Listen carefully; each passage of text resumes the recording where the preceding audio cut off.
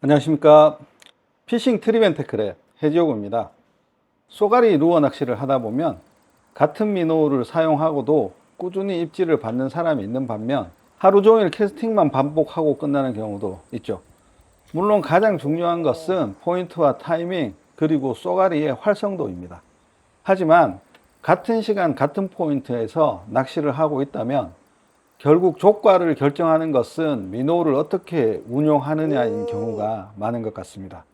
특히 싱킹 민호우는 아주 작은 액션의 차이만으로도 물속에서 전혀 다른 움직임을 만들어내는 루어라고 생각하는데요. 그래서 오늘은 제가 실제 필드에서 가장 많이 사용하는 싱킹 민호 운영 방법을 순서대로 소개해 드리려고 합니다. 거창한 테크닉이라기보다 실제 출조에서 가장 많이 사용하는 기본 운영법이라고 생각하시고 편하게 봐주시면 감사하겠습니다. 먼저 많은 분들이 궁금해하는 부분부터 이야기해 보겠습니다. 왜 서스펜딩 민호우보다 싱킹 민호우를 더 자주 사용할까? 인데요. 사실 정답은 없습니다. 상황에 따라 서스펜딩이나 플로팅이 더 좋은 날도 분명히 있겠죠. 하지만 제가 주로 낚시하는 국내 관계에서는 대부분 입질이 바닥과 가까운 층에서 이루어지는 경우가 많았습니다. 특히 여울이나 물골처럼 유속이 살아있는 곳에서는 싱킹 민호가 훨씬 안정적으로 원하는 수심층까지 내려가죠. 그리고 흐름을 타면서도 자세가 쉽게 무너지지 않는다는 장점이 있습니다. 저 역시 사계절 대부분의 출조에서 45mm 전후에 싱킹 민호를 가장 많이 사용하는 이유도 여기에 있습니다. 물론 수심이 매우 얕거나 활성도가 아주 높은 상황이라면 서스펜딩이나 플로팅 민호우가 더 좋은 선택이 될 수도 있겠죠. 하지만 하나의 루어로 다양한 상황을 대응해야 한다면 저는 가장 먼저 싱킹 민호우를 선택하는 편입니다. 특히 처음 진입하는 포인트라면 더욱 그런데요. 수심을 확인하기도 쉽고 다양한 층을 공략하기에도 유리하기 때문입니다. 이제 실제 운영 방법으로 들어가 보겠습니다. 개인적으로 가장 중요한 순간은 캐스팅 직후라고 생각하는데요. 많은 분들이 루어가 물에 떨어지자마자 바로 릴을 감기 시작합니다. 하지만 저는 대부분의 상황에서 바로 감지 않는데요. 먼저 루어가 원하는 수심까지 자연스럽게 내려갈 시간을 만들어 줍니다.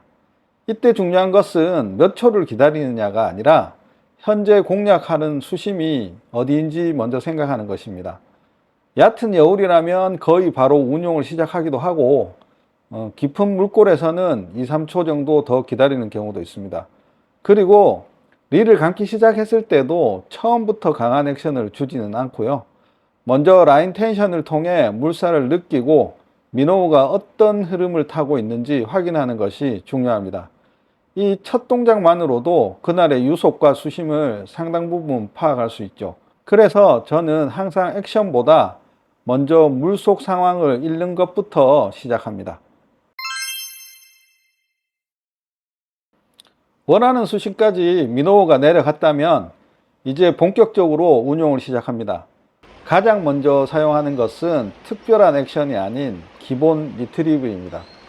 의외로 많은 분들이 액션부터 주려고 하지만 저는 가장 먼저 일정한 속도로 감아보면서 현재 쏘가리의 활성도를 확인합니다.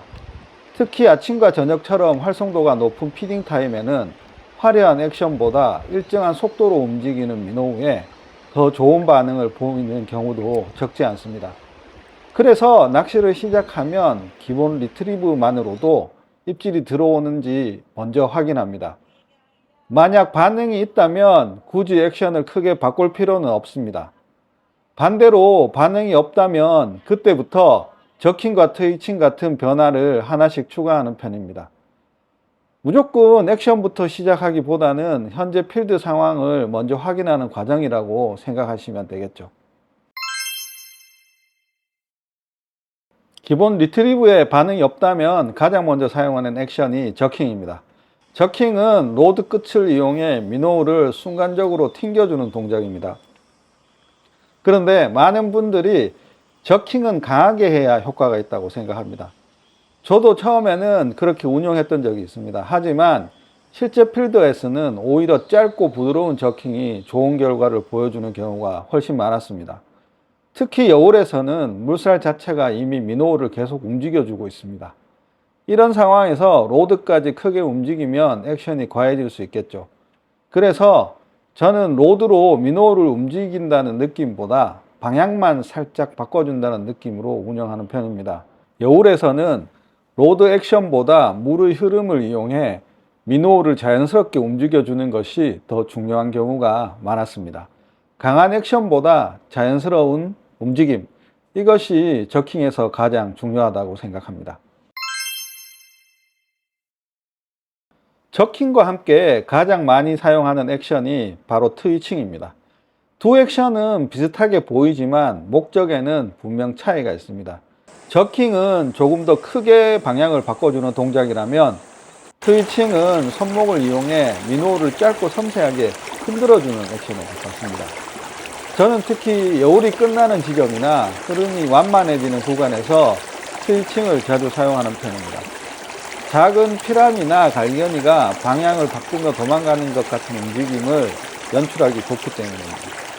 이때도 너무 큰 액션보다는 손목만 이용한 짧은 움직임이 훨씬 자연스러운 경우가 많았습니다. 보통 서스펜딩 미노우에서 가장 중요한 액션을 꼽으라면 스테이 동작을 꼽을 수 있을 것 같습니다. 하지만 개인적으로 싱킹 미노우 운영에서도 가장 중요한 동작을 하나 꼽는다면 스테이라고 생각합니다.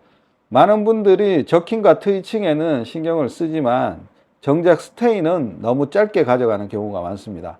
그런데 실제 낚시에서는 액션을 주는 순간보다 액션이 끝난 직후 입질이 들어오는 경우가 훨씬 많았습니다. 저킹을 한 번 하고 잠시 멈추거나 트위칭을 두세 번 한 뒤 기다리는 그 짧은 순간에 툭 하고 들어오는 입질이 정말 많았습니다. 아마도 액션 직후 힘이 빠진 먹잇감처럼 자연스럽게 흘러가는 모습이 쏘가리에게 더 먹잇감답게 보이기 때문이라고 생각하고요. 물론 스테이 시간에도 정답은 없습니다. 유속이 빠른 여울에서는 아주 짧게, 깊은 물골이나 흐름이 완만한 곳에서는 조금 더 길게 가져가기도 하죠. 중요한 것은 항상 같은 리듬을 반복하는 것이 아니라 그날의 유속과 활성도에 맞는 변화를 조금씩 주는 것입니다. 결국 싱킹 미노 운영은 화려한 액션을 만드는 것이 아니라 기본 리트리브와 저킹, 트위칭, 그리고 스테이를 얼마나 자연스럽게 연결하느냐가 가장 중요한 부분이라고 생각합니다. 지금까지 싱킹 미노의 기본 운영 방법을 설명드렸다면 이번에는 실제 필드에서 어떻게 적용하는지 이야기해 보겠습니다. 개인적으로 쏘가리 낚시에서 가장 많이 공략하는 곳은 여울과 물꼬리입니다. 여울 상목이나 여울 꼬리를 대부분 많이 공략하죠. 하지만 같은 여울이라도 어디를 어떻게 공략하느냐에 따라 결과는 크게 달라질 수 있습니다. 많은 분들이 여울 한가운데만 집중해서 캐스팅하는 경우가 많습니다. 하지만 저는 물살이 시작되는 지점과 흐름이 완만해지는 경계 구간을 조금 더 중요하게 생각합니다. 이런 곳은 먹잇감이 자연스럽게 모이는 자리이기도 하고 쏘가리가 몸을 숨기고 있다가 먹이를 노리기에도 좋은 위치인 경우가 많기 때문입니다. 캐스팅 방향도 하나만 고집하진 않습니다. 상류 방향으로 캐스팅할 때는 흐름에 따라 자연스럽게 흘려보내고 정면이나 사선 방향으로는 수심과 유속을 확인하면서 탐색하는 용도로 활용합니다. 그리고 하류 방향으로는 여울이 끝나는 지점까지 천천히 흘려보내며 남아있는 입질을 확인하는 경우가 많습니다. 같은 포인트에서도 캐스팅 각도를 조금만 바꿔도 미노우가 지나가는 라인이 달라지고 입질을 받는 위치도 달라지는 경우가 적지 않습니다. 그래서 한 방향만 반복하기보다 여러 각도로 접근해 보는 것이 좋은 결과로 이어지는 경우가 많았습니다. 이번에는 싱킹 미노우를 운영하면서 자주 하는 실수를 말씀드리겠습니다. 첫 번째, 착수하자마자 바로 릴을 감는 것입니다.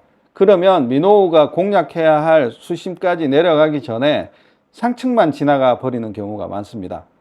두 번째는 너무 빠르게 운영하는 것입니다. 쏘가리는 생각보다 빠르게 도망가는 먹이보다 자연스럽게 흘러가는 먹이에 반응하는 경우가 많았습니다. 특히 여울에서는 물살 자체가 충분한 액션을 만들어주기 때문에 릴링 속도를 조금만 늦춰도 훨씬 자연스러운 움직임을 만들 수 있습니다. 세 번째는 액션을 너무 크게 사용하는 것입니다. 강한 저킹이나 큰 트위칭이 항상 좋은 것은 아니죠. 오히려 작은 액션 하나가 미노우의 자세를 안정적으로 유지하면서 입질을 유도하는 경우도 많았습니다. 마지막은 스테이를 너무 짧게 가져가거나 아예 생략하는 것입니다. 입질이 없다고 계속 액션만 반복하기보다 잠시 멈추는 시간을 만들어 보시기 바랍니다. 생각보다 많은 입질이 그 짧은 순간에 들어오는 것을 경험하실 수 있을 겁니다. 이번에는 실제 히트 장면을 함께 보겠습니다. 이 장면을 보시면 캐스팅 직후 바로 액션을 주지 않습니다. 먼저 원하는 수심까지 민호를 내려보낸 뒤 기본 리트리브로 흐름을 확인했습니다. 이후 짧은 저킹으로 움직임에 변화를 주고 다시 천천히 감아주면서 자연스럽게 흘려보냈습니다. 그리고 잠시 멈춰주는 스테이 이후 입질이 들어왔습니다. 이 장면만 보면 특별한 액션이 있었던 것처럼 보일 수도 있습니다. 하지만 실제로는 기본 리트리브와 짧은 저킹 그리고 스테이를 자연스럽게 연결한 것이 전부였습니다. 이런 패턴은 한 번만 나타나는 것이 아니라 여러 출조에서도 반복해서 경험했던 방식입니다.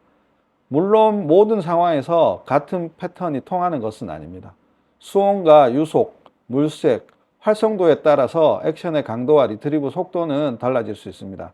하지만 현재 필드 상황을 먼저 읽고 그에 맞게 운용 방법을 조금씩 바꿔가는 원리를 대부분의 관계에서 공통적으로 적용할 수 있다고 생각합니다. 그래서 저는 새로운 액션을 계속 익히기보다 지금 사용하고 있는 기본 액션을 상황에 맞게 조절하는 것이 더 중요하다고 생각합니다. 오늘 소개해 드린 내용은 특별한 비법이라기보다 제가 실제 쏘가리 낚시를 하면서 가장 많이 사용하는 싱킹 미노우 운영 방법입니다. 싱킹 미노우는 같은 제품을 사용하더라도 운영 방법에 따라 전혀 다른 결과를 보여주는 경우가 많습니다. 그래서 새로운 루어를 계속 구입하기보다 지금 가지고 있는 미노우 하나를 다양한 방식으로 운영해 보는 것이 오히려 더 큰 도움이 될 수 있습니다. 그리고 무엇보다 중요한 것은 정답을 찾는 것이 아니라 현장에 맞게 변화를 주는 것입니다. 오늘 설명드린 방법을 기본으로 유속과 수심, 그리고 쏘가리의 활성도에 맞춰 자신만의 패턴을 만들어 보시기 바랍니다. 그 작은 차이가 조과의 차이로 이어질 수도 있습니다. 오늘 영상이 조금이라도 도움이 되셨다면 구독과 좋아요도 한 번씩 부탁드리겠습니다. 시청해 주셔서 감사합니다.